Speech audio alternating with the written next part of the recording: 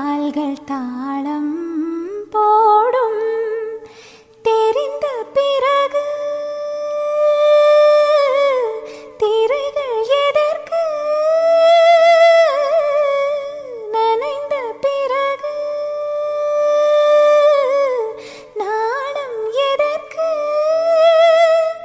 மார்பில் சாயும் போது தென்றல் வந்து என்னை தொடும்